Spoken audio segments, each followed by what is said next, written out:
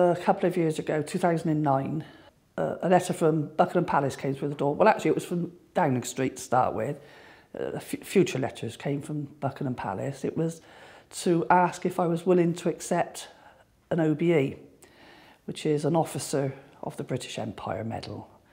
I had no idea who'd recommended me, none whatsoever. And to be honest, I wasn't even sure what it was for. It said about community work and everything, but that initial letter, you don't know what it's for other than community work. And it was later, it said about the in-depth community work over 30-year period. For the presentation of the OBE, that was a little bit awkward to start with because you're allowed to bring 3 people.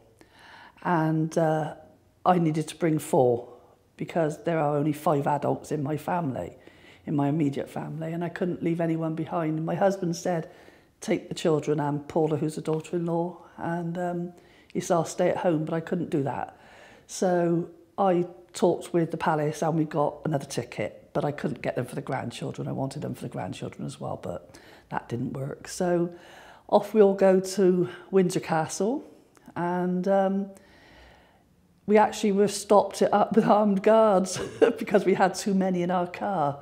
So we had to show all the invites and everything there.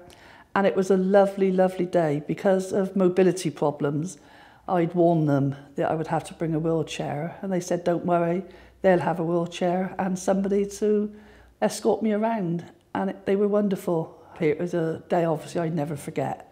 And I met the Queen, met lots of other people who'd done awards, and I did start thinking, well, why am I here with all what they'd done? But once the Queen started talking, and she talked to me for quite a while, I could see she was really interested, and yes, very proud. I've always been a bit of a royalist, but I think that was topped it all. Yes, lovely.